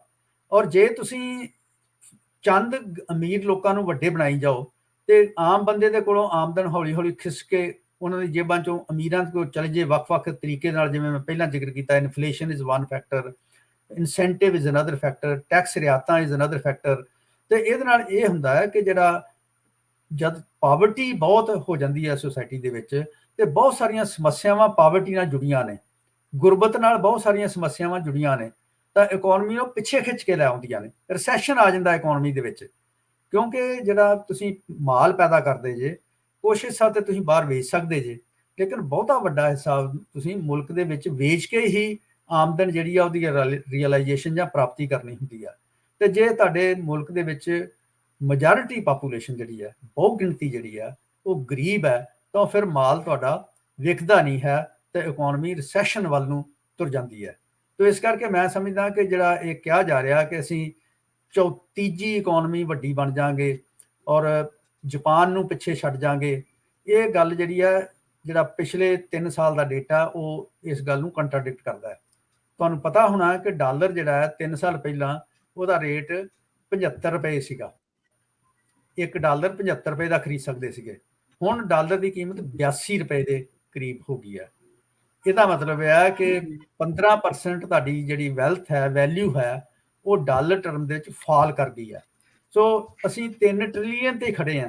ਮਨਮੋਹਨ ਸਿੰਘ ਨੇ ਜਦੋਂ ਆਫਿਸ ਛੱਡਿਆ 2014 ਵਿੱਚ, ਉਦੋਂ ਸਾਡੀ ਇਕਨੋਮੀ ਦਾ ਸਾਈਜ਼ $3 ਟ੍ਰਿਲੀਅਨ ਸੀਗਾ, ਤੇ ਹੁਣ ਵੀ ਅਸੀਂ ਉੱਥੇ ਹੀ ਖੜੇ ਹਾਂ। ਇਹਦਾ ਮਤਲਬ ਹੈ ਕਿ ਪਿਛਲੇ 9 ਸਾਲਾਂ ਦੇ ਵਿੱਚ ਅਸੀਂ ਕਿਤੇ ਅੱਗੇ ਨਹੀਂ ਗਏ, ਤੇ ਅਗਲੇ 9-10 ਸਾਲਾਂ 'ਚ ਅਸੀਂ ਕਿੱਥੇ ਚੱਲ ਜਾਾਂਗੇ, ਕਿਉਂਕਿ ਜਿਹੜੇ ਗਰੋਥ ਰੇਟ ਨੇ ਇਕਨੋਮੀ ਦੇ ਉਹ ਸਲੋ ਡਾਊਨ ਕਰ ਰਹੇ ਨੇ। ਉਸ ਪੀਰੀਅਡ ਦੇ ਵਿੱਚ ਗਰੋਥ ਰੇਟ ਇਕਨੋਮੀ ਦਾ 8 ਤੋਂ 10% ਸੀਗਾ, ਹੁਣ ਗਰੋਥ ਰੇਟ ਜਿਹੜਾ ਹੈ ਉਹ 5-6% ਤੋਂ ਹੈ, ਤੇ ਪੇਸ਼ਨਗੋਈ ਕੀਤੀ ਜਾ ਰਹੀ ਹੈ ਕਿ ਰਿਸੈਸ਼ਨ ਆ ਗਿਆ ਤਾਂ ਹੋਰ ਗਰੋਥ ਰੇਟ ਥੱਲੇ ਚੱਲ ਜਾਏਗਾ। ਤਾਂ ਇਹ ਪ੍ਰਾਪਤੀ ਨਹੀਂ ਹੋਏਗੀ। ਇਹ ਪ੍ਰਾਪਤੀ ਜੇ ਕਰਨੀ ਆ ਤੇ ਤੁਹਾਨੂੰ ਮਿਡਲ ਕਲਾਸ ਨੂੰ ਗਰੀਬਾਂ ਨੂੰ ਉਹਨਾਂ ਵੱਲ ਇਨਕਮ ਡਿਸਟ੍ਰੀਬਿਊਸ਼ਨ ਕਰਨੀ ਪਏਗੀ, ਉਹਨਾਂ ਨੂੰ ਵਿੱਦਿਆ ਦੇਣੀ ਪਏਗੀ, ਉਹਨਾਂ ਨੂੰ ਸਮਰੱਥ ਬਣਾਉਣਾ ਪਏਗਾ ਕਿ ਉਹ ਕੰਮ ਕਰ ਸਕਣ, ਸਿਹਤ ਉਹਨਾਂ ਦੀ ਠੀਕ ਹੋਵੇ ਔਰ ਉਸ ਵਸਤਾਂ ਖਰੀਦਣ। ਔਰ ਇਸ ਕਰਕੇ ਜਿਹੜਾ ਇਨਕਮ ਡਿਸਟ੍ਰੀਬਿਊਸ਼ਨ ਨੂੰ ਠੀਕ ਕਰਨਾ ਜਿਹੜਾ ਬਹੁਤ ਜ਼ਰੂਰੀ ਹੈ। ਇਸੇ ਕਰਕੇ ਅਭਿਜੀਤ ਬੈਨਰਜੀ ਇਹ ਕਹਿ ਰਹੇ ਨੇ ਕਿ ਛੱਤ ਤੇ ਚੜ੍ਹ ਕੇ ਰੌਲਾ ਪਾਓ ਕਿ ਇਹ ਗੜਬੜ ਹੋ ਗਈ ਹੈ ਬਹੁਤ ਜ਼ਿਆਦਾ, ਇਹਨੂੰ ਠੀਕ ਕਰਨ ਦੀ ਲੋੜ ਹੈ। ਜੇ ਠੀਕ ਨਾ ਕੀਤਾ ਤੇ ਇਕਨੋਮੀ ਦਾ ਬਹੁਤ ਨੁਕਸਾਨ ਹੋ ਜਾਏਗਾ, ਬਹੁਤ ਸਾਰੀਆਂ ਸਮੱਸਿਆਵਾਂ ਇਹਦੇ ਨਾਲ ਪੈਦਾ ਹੋ ਜਾਣਗੀਆਂ। ਗਿੱਲ ਸਾਹਿਬ, ਵਰਲਡ ਬੈਂਕ ਵਰਗੀਆਂ ਸੰਸਥਾਵਾਂ ਨੇ, IMF ਵਰਗੀਆਂ ਸੰਸਥਾਵਾਂ ਨੇ ਜਿਹੜੀਆਂ ਦੇਸ਼ਾਂ ਦੀ ਮਦਦ ਕਰਦੀਆਂ ਨੇ, ਜਿਵੇਂ ਆਪਾਂ ਦੇਖ ਰਹੇ ਹੁਣ ਸ਼੍ਰੀਲੰਕਾ ਦੇ ਵਿੱਚ ਹੈਲਪ ਪ੍ਰੋਵਾਈਡ ਕਰ ਰਹੀ ਹੈ IMF, ਉਹਨੇ ਆਪਣੀਆਂ ਕਈ ਸ਼ਰਤਾਂ ਲਾਈਆਂ ਨੇ। ਉਹਨਾਂ ਨੇ ਇੱਕ ਸ਼ਰਤ ਇਹ ਵੀ ਲਾਈ ਹੈ ਕਿ ਤੁਸੀਂ ਵੈਲਥ ਟੈਕਸ ਜਿਹੜਾ ਆ ਆਪਣੇ ਇੱਥੇ ਇੰਪਲੀਮੈਂਟ ਕਰੋਗੇ ਤਾਂ ਤੁਹਾਡੀ ਹੈਲਪ ਕਰਾਂਗੀ। ਕੀ ਇਹ ਸੰਸਥਾਵਾਂ ਵਰਲਡ ਬੈਂਕ ਐਂਡ IMF ਵਰਗੀਆਂ ਜਦੋਂ ਐਡਾ ਵੱਡੀ ਇੱਕ ਆਰਥਿਕ ਨਾ ਬਰਾਬਰੀ, ਇੱਕ ਆਰਥਿਕ ਪਾੜਾ ਜਿਹੜਾ ਹੈ ਲੋਕਾਂ ਦੇ ਵਿੱਚ ਕ੍ਰੀਏਟ ਹੁੰਦਾ ਹੈ, ਤਾਂ ਉਦੋਂ ਇਹ ਸੰਸਥਾਵਾਂ ਇੰਟਰਫੀਰੈਂਸ ਨਹੀਂ ਕਰਨ ਦਾ ਹੱਕ ਰੱਖਦੀਆਂ ਜਾਂ ਇਹ ਜ਼ਰੂਰੀ ਨਹੀਂ ਸਮਝਦੇ ਹੈਗੇ? ਦੇਖੋ, ਜਿਹੜਾ IMF ਦਾ ਮੈਂਡੇਟ ਹੈ ਉਹ ਇਹ ਹੈ ਕਿ ਜਿਹੜੀ ਦੁਨੀਆ ਦੀ ਜਿਹੜੀ ਮੋਨਿਟਰੀ ਸਿਸਟਮ ਹੈ, ਮੁਦਰਕ ਸਿਸਟਮ ਹੈ, ਉਹਨੂੰ ਸਟੇਬਲ ਰੱਖਣਾ ਹੈ। ਕਿ ਜੇ ਸ਼੍ਰੀਲੰਕਾ ਡਿਫਾਲਟ ਕਰਨ ਲੱਗਦਾ ਹੈ ਕਿ ਇੰਟਰਨੈਸ਼ਨਲ ਲੈਵਲ ਤੇ ਉਹਨਾਂ ਨੇ ਕੋਈ ਅਦਾਇਗੀਆਂ ਕਰਨੀਆਂ ਨੇ ਤਾਂ ਅਦਾਇਗੀਆਂ ਨਹੀਂ ਕਰ ਸਕਦੇ, ਤਾਂ ਉਸ ਸਥਿਤੀ ਦੇ ਵਿੱਚ ਉਹ ਕਰਜ਼ਾ ਦਿੰਦਾ ਹੈ। ਸੋ ਉਹ ਡਿਫਾਲਟ ਤੁਹਾਨੂੰ ਕਰਨ ਤੋਂ ਬਚਾਉਂਦਾ ਹੈ। ਜਿਵੇਂ ਹਿੰਦੁਸਤਾਨ ਨੂੰ 91 'ਚ ਅਸੀਂ ਡਿਫਾਲਟ ਹੋਣ ਲੱਗੇ ਸੀ, ਉਹਨੇ ਸਾਨੂੰ ਬਚਾਇਆ ਸੀਗਾ। ਹੁਣ ਪਾਕਿਸਤਾਨ ਡਿਫਾਲਟ ਕਰਨ ਦੀ ਪੋਜੀਸ਼ਨ ਤੇ ਉਹਨਾਂ ਨੂੰ IMF ਬਚਾਏਗਾ, ਡਿਫਾਲਟਰ ਨਹੀਂ ਬਣ ਦੇਗਾ। ਲੇਕਿਨ ਵਰਲਡ ਬੈਂਕ ਤੇ IMF ਦਾ ਮੈਂਡੇਟ ਇਹ ਨਹੀਂ ਹੈ ਕਿ ਇਨਇਕੁਐਲਿਟੀ ਘਟਾਈ ਜਾਏ। ਉਹਨਾਂ ਦਾ ਮੈਂਡੇਟ ਇਹ ਹੈ ਕਿ ਦੁਨੀਆ ਦੇ ਵਿੱਚ ਵਪਾਰ ਕਿਵੇਂ ਸਮੂਥਲੀ ਚੱਲੇ, ਇਹ IMF ਦਾ ਮੈਂਡੇਟ ਹੈ। ਤੇ ਵਰਲਡ ਬੈਂਕ ਦਾ ਮੈਂਡੇਟ ਹੈ ਕਿ ਦੁਨੀਆ ਦੇ ਵਿੱਚ ਵਿਕਾਸ ਕਿੱਦਾਂ ਹੁੰਦਾ ਹੈ। ਇਨਇਕੁਐਲਿਟੀ ਵੱਧਦੀ ਹੈ ਜਾਂ ਨਹੀਂ ਘਟਦੀ, ਇਹ ਉਹਨਾਂ ਦਾ ਕੰਸਰਨ ਨਹੀਂ ਹੈ। ਤੇ ਜਦੋਂ ਕਰਜ਼ਾ ਦਿੰਦੇ ਨੇ ਕਿਸੇ ਮੁਲਕ ਨੂੰ, ਉਹਨਾਂ ਨੂੰ ਲੱਗਦਾ ਕਿ ਮੁਲਕ ਡਿਫਾਲਟ ਕਰ ਜਾਏਗਾ, ਇੰਟਰਨੈਸ਼ਨਲ ਲੈਵਲ ਤੇ ਪੇਮੈਂਟ ਨਹੀਂ ਕਰ ਸਕੇਗਾ, ਤੇ ਉਹ ਕਰਜ਼ਾ ਦੇਣ ਲੱਗੇ ਸ਼ਰਤਾਂ ਲਾ ਦਿੰਦੇ ਨੇ। ਜਿਵੇਂ ਸ਼੍ਰੀਲੰਕਾ 'ਚ ਤੁਸੀਂ ਦੱਸਿਆ ਕਿ ਉਹਨਾਂ ਨੇ ਸ਼ਰਤ ਲਾਤੀ ਹੈ ਕਿ ਵੈਲਥ ਟੈਕਸ ਲਾਓ, ਤੁਹਾਡੇ ਇਨਇਕੁਐਲਿਟੀ ਬਹੁਤ ਜਨਰੇਟ ਹੋ ਗਈ ਹੈ, ਤੇ ਅਮੀਰਾਂ ਤੋਂ ਟੈਕਸ ਲਾ ਕੇ ਪੈਸਾ ਪੂਸਾ ਇਕੱਠਾ ਕਰਕੇ ਇਕਨੋਮੀ 'ਚ ਖਰਚ ਕਰੋ। ਇਹ ਕਦੀ ਕਦੀ ਕਰਦੇ ਨੇ, ਲੇਕਿਨ ਬਾਈ ਐਂਡ ਲਾਰਜ ਜਿਹੜੀ ਵਰਲਡ ਬੈਂਕ ਦੀ ਦਾ ਮੈਂਡੇਟ ਹੈ, ਜੇ ਉਹਨਾਂ ਦਾ ਤੁਸੀਂ ਜਿਹੜਾ ਚਾਰਟਰ ਪੜ੍ਹੋ ਤਾਂ ਉਹਦੇ 'ਚ ਲਿਖਿਆ ਹੈ ਕਿ ਤੁਸੀਂ ਜੇ ਕਿਸੇ ਪ੍ਰਾਈਵੇਟ ਸੈਕਟਰ ਦੇ ਅਦਾਰੇ ਨੂੰ ਗਵਰਨਮੈਂਟ ਨੈਸ਼ਨਲਾਈਜ਼ ਕਰਦੀ ਹੈ ਤੇ ਉਹਨਾਂ ਨੂੰ ਕੰਪਨਸੇਸ਼ਨ ਦੇਣਾ ਪਏਗਾ, ਇਹਦੀ ਗਰੰਟੀ ਵਰਲਡ ਬੈਂਕ ਦਿੰਦਾ ਹੈ। ਔਰ ਜੇ ਕੋਈ ਮੁਲਕ ਕੰਪਨਸੇਸ਼ਨ ਨਹੀਂ ਦਿੰਦਾ ਤੇ ਜਿਹੜਾ ਵਰਲਡ ਬੈਂਕ ਦੇ ਕੋਲ ਤੇ IMF ਦੇ ਕੋਲ ਤੁਹਾਡਾ ਸ਼ੇਅਰ ਪਿਆ, ਉਹਦੇ ਚੋਂ ਵਰਲਡ ਬੈਂਕ IMF ਅਦਾਇਗੀ ਕਰਾਉਂਦੇ ਨੇ। ਸੋ ਇਹ ਦੋਵੇਂ ਅਦਾਰੇ ਜਿਹੜੇ ਨੇ ਵੱਡੇ ਸਰਮਾਇਆਦਾਰਾਂ ਦੀ ਪ੍ਰੋਟੈਕਸ਼ਨ ਵਾਸਤੇ ਬਣੇ ਨੇ, ਇਹ ਮੁਲਕਾਂ ਦੇ ਵਿੱਚ ਇਕੁਐਲਿਟੀ ਲਿਆਉਣ ਵਾਸਤੇ ਨਹੀਂ ਬਣੇ। ਇਹ ਸਾਨੂੰ ਭਰਮ ਨਹੀਂ ਪਾਲਣਾ ਚਾਹੀਦਾ। ਇਸੇ ਤਰ੍ਹਾਂ WTO ਜਿਹੜਾ ਹੈ ਉਹ ਵੀ ਇਸੇ ਤਰਜ਼ ਤੇ ਬਣਿਆ ਹੋਇਆ ਹੈਗਾ ਕਿ ਵਪਾਰ ਦੁਨੀਆ 'ਚ ਠੀਕ ਚੱਲਦਾ ਰਹੇ, ਦੁਨੀਆ ਦੇ ਵਿੱਚ ਪੇਮੈਂਟ ਠੀਕ ਤਰ੍ਹਾਂ ਹੁੰਦੀ ਰਹੇ, ਲੇਕਿਨ ਕਿਸੇ ਮੁਲਕ ਵਿੱਚ ਕਿੰਨੀ ਇਕੁਐਲਿਟੀ ਹੈ, ਇਨਇਕੁਐਲਿਟੀ ਹੈ, ਇਹ ਉਹਨਾਂ ਦਾ ਕੰਸਰਨ ਨਹੀਂ ਹੈ। ਇਹ ਕੰਸਰਨ ਸਮਾਜਿਕ ਜਥੇਬੰਦੀਆਂ ਦਾ, ਇਹ ਕੰਸਰਨ ਪੋਲੀਟੀਕਲ ਪਾਰਟੀਜ਼ ਦਾ ਹੈ। ਅਗਰ ਇਹੀ ਹਾਲਾਤ ਰਹੇ ਜਿਸ ਤਰ੍ਹਾਂ ਅੱਜ ਦੇ ਸਮੇਂ 'ਚ ਆਪਾਂ ਦੇਖੀਏ ਤਾਂ ਆਮ ਮਿਡਲ ਕਲਾਸ ਪਰਿਵਾਰ, ਮਿਡਲ ਕਲਾਸ ਵੀ ਉਹ ਜਿਹੜੇ ਚੰਗੀ ਖਾਸੀ ਸੈਲਰੀ ਜਿਹੜੀ ਆ ਉਹਨਾਂ ਦੀ ਕਮਾਈ ਹੈਗੀ ਆ, ਉਹਨਾਂ ਦਾ ਵੀ ਸਰ ਮੈਕਸਿਮਮ ਹਿੱਸਾ ਜਾਂ ਤਾਂ ਹੈਲਥ ਸਰਵਿਸਿਜ਼ ਤੇ ਜਾਂਦਾ ਹੈ ਜਾਂ ਐਜੂਕੇਸ਼ਨ ਤੇ ਜਾਂਦਾ ਹੈ ਜਾਂ ਘਰ ਦੇ ਖਰਚਿਆਂ ਦੇ ਉੱਤੇ। ਹੁਣ ਭਾਰਤ ਇੱਕ ਵੈਲਫੇਅਰ ਸਟੇਟ ਹੈ ਔਰ ਵੈਲਫੇਅਰ ਸਟੇਟ ਦੇ ਵਿੱਚ ਅਗਰ ਹਰ ਇੱਕ ਚੀਜ਼ is controlled by, basically economy is being controlled by corporate section, ਵੱਡੇ ਘਰਾਣਿਆਂ ਵੱਲੋਂ, ਤਾਂ ਫਿਰ ਭਾਰਤ ਨੂੰ ਐਜ਼ ਏ ਵੈਲਫੇਅਰ ਸਟੇਟ ਦੇਖਣਾ ਉਹ ਕਿਵੇਂ ਤੁਸੀਂ ਦੇਖ ਸਕਦੇ ਹੋ? ਇਹਦਾ ਨੁਕਸਾਨ ਕੀ ਹੈ ਜੀ, ਆਮ ਲੋਕਾਂ ਦੇ ਉੱਤੇ ਨੁਕਸਾਨ ਕੀ ਹੈ? ਦੇਖੋ, ਪਹਿਲੀ ਗੱਲ ਹੈ ਕਿ ਭਾਰਤ 80s ਤੱਕ ਵੈਲਫੇਅਰ ਸਟੇਟ ਸੀਗਾ। 90 ਤੋਂ ਆ ਕੇ ਅਸੀਂ ਵੈਲਫੇਅਰ ਸਟੇਟ ਨਹੀਂ ਰਹੇ, ਕਿਉਂਕਿ ਸਾਡਾ ਜਿਹੜਾ ਵਰਤਾਰਾ ਹੈ, ਬੇਸ਼ੱਕ ਅਸੀਂ ਗਰੀਬਾਂ ਨੂੰ ਅਨਾਜ ਦਿੰਦੇ ਹਾਂ, ਜਿਵੇਂ ਗਵਰਨਮੈਂਟ ਕਲੇਮ ਕਰ ਰਹੀ ਹੈ ਕਿ ਪਿਛਲੇ ਸਾਲ 80 ਕਰੋੜ ਲੋਕਾਂ ਨੂੰ ਉਹਨਾਂ ਨੇ ਅਨਾਜ ਦੇ ਕੇ ਭੁੱਖਮਰੀ ਤੋਂ ਬਚਾਇਆ ਹੈਗਾ। ਸੋ ਇਹਦਾ ਮਤਲਬ ਮੰਨਦੇ ਆ ਨਾ ਕਿ 80 ਕਰੋੜ ਲੋਕ ਜਿਹੜੇ ਨੇ ਉਹ ਉਹਨਾਂ ਕੋਲ ਖਾਣ ਲਈ ਅਨਾਜ ਨਹੀਂ ਹੈ, ਪਰ ਇਸ ਬਜਟ ਹੌਲੀ ਹੌਲੀ ਉਹਦਾ ਘਟਾਈ ਜਾ ਰਹੇ ਨੇ। ਸੋ ਇਸ ਕਰਕੇ ਇਹ ਕਹਿਣਾ ਕਿ ਵੈਲਫੇਅਰ ਸਟੇਟ ਹੈ, ਇਹ ਤਾਂ ਗੱਲ ਠੀਕ ਨਹੀਂ ਹੈ, ਲੇਕਿਨ ਇਹਦਾ ਨੁਕਸਾਨ ਬਹੁਤ ਜ਼ਿਆਦਾ ਹੈ। ਇੱਕ ਨੁਕਸਾਨ ਤੇ ਇਹ ਆ ਕਿ ਜੇ ਬਹੁਤ ਜ਼ਿਆਦਾ ਗਰੀਬ ਲੋਕ ਨੇ, ਜਿਵੇਂ ਗਵਰਨਮੈਂਟ ਕਲੇਮ ਕਰਦੀ ਹੈ ਕਿ 80 ਕਰੋੜ ਲੋਕ ਗਰੀਬ ਨੇ, ਉਹਨਾਂ ਦਾ ਢਿੱਡ ਭਰਨ ਵਾਸਤੇ ਸਰਕਾਰ ਨੂੰ 1 ਰੁਪਏ ਕਿਲੋ ਚੌਲ ਤੇ 2 ਰੁਪਏ ਕਿਲੋ ਕਣਕ ਦੇਣੀ ਪੈਂਦੀ ਹੈ। ਤੇ ਇਹ ਇੱਕ ਐਸਾ ਬੋਝ ਹੈ ਜਿਹੜਾ ਪਰਪੈਚੁਟੀ ਵਿੱਚ ਉਠਾਇਆ ਨਹੀਂ ਜਾ ਸਕਦਾ, ਔਰ ਇਹ ਨੰਬਰ ਵੱਧ ਜਾਣਾ ਹੌਲੀ ਹੌਲੀ। ਜਿਵੇਂ ਤੁਸੀਂ ਜ਼ਿਕਰ ਕੀਤਾ ਹੈ ਕਿ ਜਿਹੜੀ ਸਿਹਤ ਬਹੁਤ ਮਹਿੰਗੀ ਹੋ ਗਈ ਹੈ, ਵਿੱਦਿਆ ਬਹੁਤ ਮਹਿੰਗੀ ਹੋ ਗਈ ਹੈ। ਇਵਨ ਮਿਡਲ ਕਲਾਸ ਦੇ ਵਾਸਤੇ ਚੰਗੀ ਯੂਨੀਵਰਸਿਟੀ ਵਿੱਚ ਬੱਚੇ ਨੂੰ ਪੜ੍ਹਾਉਣਾ ਜਾਂ ਡਾਕਟਰੀ ਦੀ ਵਿੱਦਿਆ ਲੈਣਾ ਜਾਂ ਇੰਜੀਨੀਅਰਿੰਗ ਦੀ ਚੰਗੀ ਵਿੱਦਿਆ ਲੈਣਾ ਸੰਭਵ ਨਹੀਂ ਰਿਹਾ। ਉਹਨਾਂ ਦੀ ਸਾਰੀ ਸੇਵਿੰਗ ਇਸੇ ਕੰਮ 'ਚ ਲੱਗ ਜਾਂਦੀ ਹੈ। ਤੁਹਾਨੂੰ ਹੈਰਾਨੀ ਹੋਏਗੀ ਕਿ ਮੈਂ ਜਦੋਂ MA ਕਰਦਾ ਸੀਗਾ ਪੰਜਾਬ ਯੂਨੀਵਰਸਿਟੀ ਦੇ ਵਿੱਚ, ਮੈਂ 25 ਰੁਪਏ ਮਹੀਨੇ ਦੀ ਫੀਸ ਦਿੰਦਾ ਸੀਗਾ। ਤਾਂ ਹੁਣ ਤੁਸੀਂ ਇਮੈਜਿਨ ਕਰ ਸਕਦੇ ਜੇ ਕਿ ਇਸ ਫੀਸ ਦੇ ਉੱਤੇ ਕੋਈ ਯੂਨੀਵਰਸਿਟੀ ਦੇ ਵਿਦਿਆਰਥੀ ਪੜ੍ਹ ਸਕਦਾ ਹੈ। ਇੰਜੀਨੀਅਰਿੰਗ ਦੀ ਵੀ ਫੀਸ ਇੰਨੀ ਸੀਗੀ। ਸੋ ਹੁਣ ਜਿਹੜੀਆਂ ਫੀਸਾਂ ਨੇ ਲੱਖਾਂ ਦੇ ਵਿੱਚ ਚਲੇ ਗਈਆਂ ਨੇ। ਡਾਕਟਰੀ ਦੀ ਫੀਸ 10 ਲੱਖ ਔਰ ਪ੍ਰਾਈਵੇਟ ਯੂਨੀਵਰਸਿਟੀਆਂ ਦੇ 50 ਲੱਖ ਕਰੋੜ ਰੁਪਈਆ ਫੀਸਾਂ ਨੇ। IIT ਦੇ ਵਿੱਚ IIM ਦੇ ਵਿੱਚ ਫੀਸਾਂ ਕਰੋੜਾਂ ਦੇ ਹਿਸਾਬ ਨਾਲ ਚਲੀਆਂ ਗਈਆਂ ਨੇ। ਸੋ ਇਹ ਜਿਹੜੀ ਮਹਿੰਗੀ ਵਿੱਦਿਆ ਹੈ ਉਹ ਮਿਡਲ ਕਲਾਸ ਦੀ ਜੇਬਾਂ ਹੀ ਕੱਟ ਰਹੀ ਹੈ ਨਾ। ਇਸੇ ਤਰ੍ਹਾਂ ਇੱਕ ਵਾਰੀ ਤੁਸੀਂ ਕਾਰਪੋਰੇਟ ਹਸਪਤਾਲ 'ਚ ਦਾਖਲ ਹੋ ਗਏ ਤੇ ਸਾਰੀ ਜ਼ਿੰਦਗੀ ਭਰ ਦੀ ਸੇਵਿੰਗ ਜਿਹੜੀ ਹੈ ਉਹ ਚਲੇ ਜਾਂਦੀ ਹੈ। ਉਹ ਮੁਰਦੇ ਨੂੰ ਹੀ ਆਕਸੀਜਨ ਲਾ ਕੇ ਬਿੱਲ ਬਣਾਈ ਜਾਂਦੇ ਨੇ। ਸੋ ਇਹ ਜਿਹੜਾ ਕੰਮ ਹੈ ਇਹਨੂੰ ਠੀਕ ਕਰਨ ਵਾਸਤੇ ਸਾਨੂੰ ਵੈਲਫੇਅਰ ਸਟੇਟ ਵੱਲ ਮੁੜਨਾ ਪਏਗਾ। ਉਹਦੇ 3 ਜ਼ਰੂਰੀ ਕੰਪੋਨੈਂਟ ਨੇ। ਇੱਕ ਕੰਪੋਨੈਂਟ ਤੇ ਆ ਕਿ ਜਿਹੜੀ ਵਿੱਦਿਆ ਹੈ, ਜਿਹੜੀ ਪੜ੍ਹਾਈ ਹੈ, ਉਹ ਪ੍ਰਾਇਮਰੀ ਤੋਂ ਲੈ ਕੇ ਜਾਂ ਪ੍ਰੀ ਪ੍ਰਾਇਮਰੀ ਤੋਂ ਲੈ ਕੇ ਹਾਇਰ ਲੈਵਲ ਤੱਕ ਬਹੁਤ ਕੰਸੈਸ਼ਨਲ ਰੇਟ ਤੇ ਹੋਣੀ ਚਾਹੀਦੀ ਹੈ।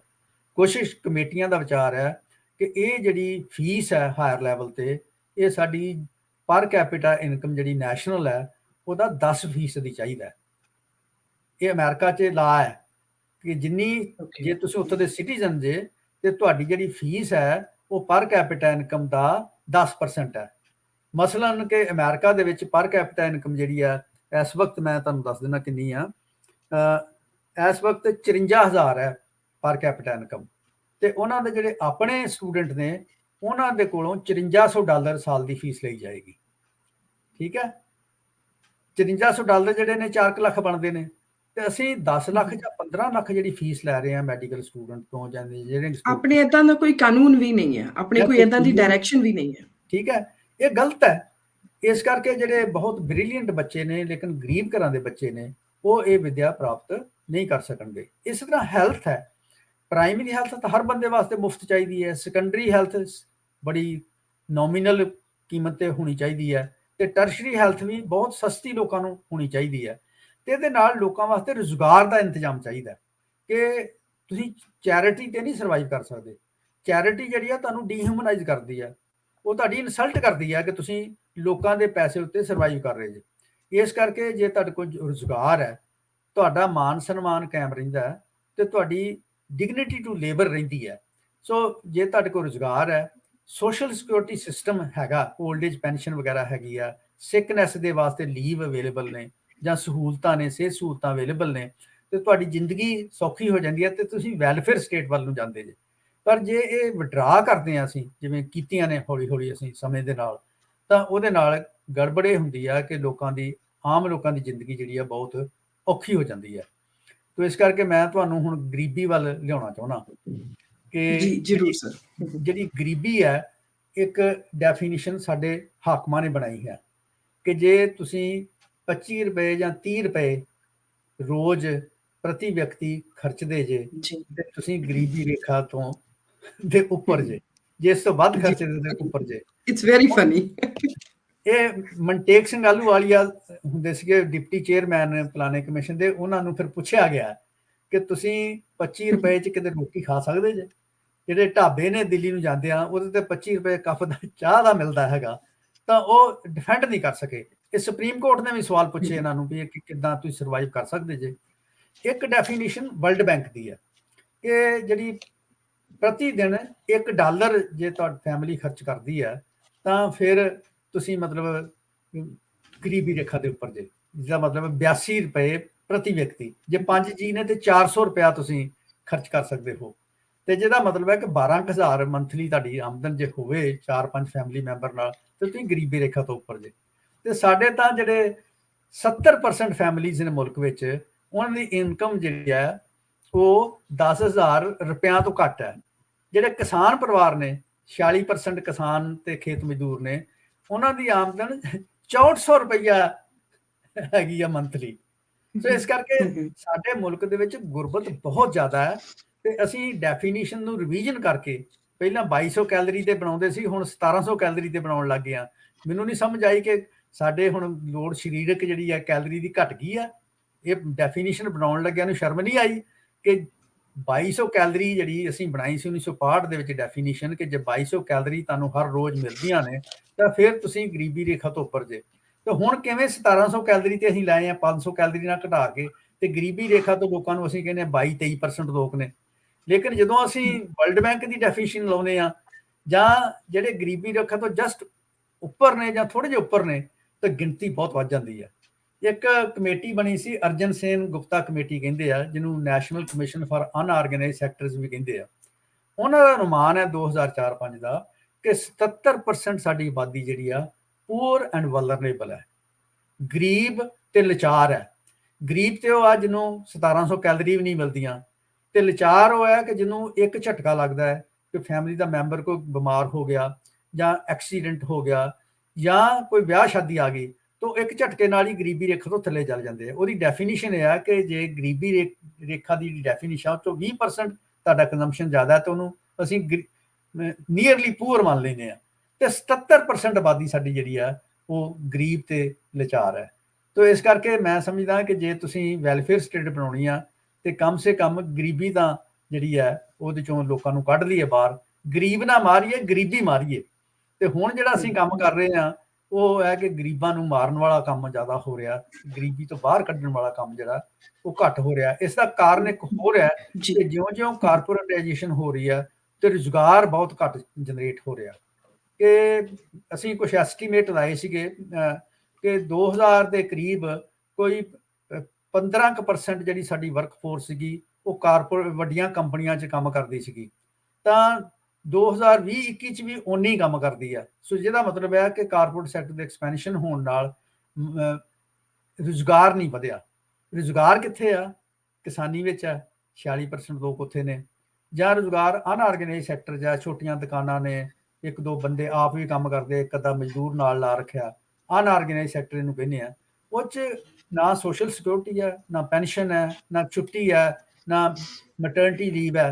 ਤਾਂ ਉਹਦੇ 'ਚ ਜੇ ਤੁਹਾਡੀ ਲੇਬਰ 55% ਲੇਬਰ ਫੋਰਸ ਉਹ 'ਚ ਕੰਮ ਕਰਦੀ ਆ ਤਾਂ ਫਿਰ ਜਿਹੜੀ ਹੈ ਮੁਲਕ ਦੇ ਵਿੱਚ ਵੈਲਫੇਅਰ ਸਟੇਟ ਦੀ ਗੱਲ ਨਹੀਂ ਹੋ ਸਕਦੀ। ਇਸੇ ਕਰਕੇ ਅਰਜਨ ਸੇਨ ਗੁਪਤਾ ਕਮੇਟੀ ਨੇ ਕਿਹਾ ਸੀਗਾ ਕਿ ਤੁਸੀਂ ਹਰ ਬੰਦੇ ਵਾਸਤੇ ਜਦੋਂ 55 ਸਾਲ ਦੀ ਜਾਂ 60 ਸਾਲ ਦੀ ਉਮਰ ਹੁੰਦੀ ਹੈ ਜਿੱਥੇ ਰਿਟਾਇਰਮੈਂਟ ਮੰਨਦੇ ਜੇ, ਉਹਨਾਂ ਨੂੰ ਪੈਨਸ਼ਨ ਦੇਣੀ ਜਿਹੜੀ ਆ ਸ਼ੁਰੂ ਕਰੋ।